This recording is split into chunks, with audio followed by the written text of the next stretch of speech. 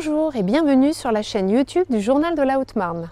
Pour le tuto nature de ce week-end, je vous emmène visiter le jardin d'Isabeau à Montsaujon. Il est ouvert pour les rendez-vous au jardin qui se tiennent ce week-end, mais il est ouvert jusqu'à la fin de l'été et même jusqu'aux Journées du patrimoine. On aura donc le temps d'aller le visiter. Sur place, j'ai rencontré Dominique Couard qui interprète le rôle d'Isabeau d'Harcourt. Il s'agit en fait d'une herboriste. Elle vous reçoit en tenue et vous fait visiter son jardin monastique d'inspiration médiévale. Bienvenue dans le jardin d'Isabeau.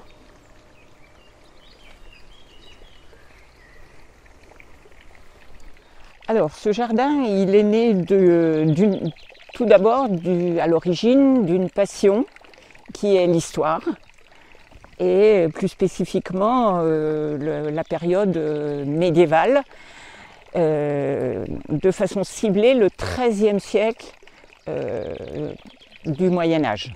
Donc c'est la réunion des deux passions qui ont fait qu'aujourd'hui, eh bien, je suis là en costume, 13e, et au milieu d'un jardin dit monastique du XIIIe siècle.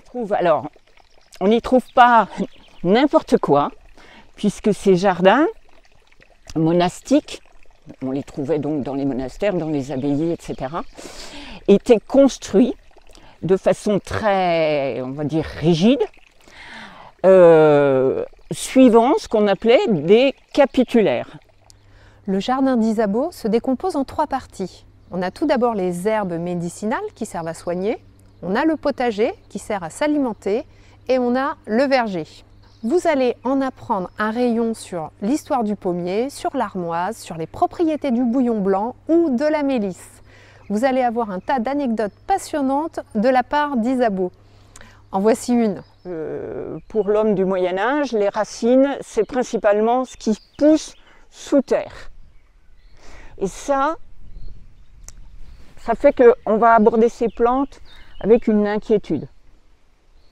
Ce qui pousse sous terre, on ne voit pas trop comment ça se développe.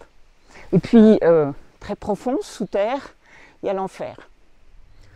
En complément des visites générales pour lesquelles il faut compter environ 1 heure, Isabeau vous propose aussi des animations. La première concerne l'herboristerie. Isabeau nous en dit plus. C'est-à-dire que les gens rentrent au XIIIe siècle dans les shops de l'herboriste.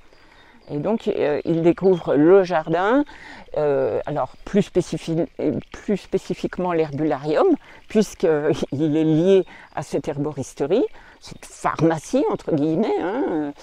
Et donc là, je peux aussi aborder effectivement comment on fait un onguent, un onguent de millepertuis, par exemple, hein, avec une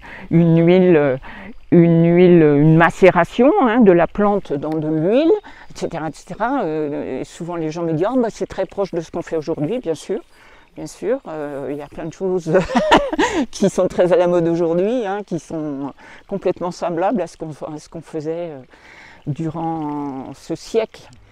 Si vous voulez en savoir plus, et croyez-moi, il y a une foule de choses que vous pouvez demander à cette experte de l'époque médiévale, rendez-vous au jardin d'Isabeau à Montsaujon, ce week-end et jusqu'à fin septembre.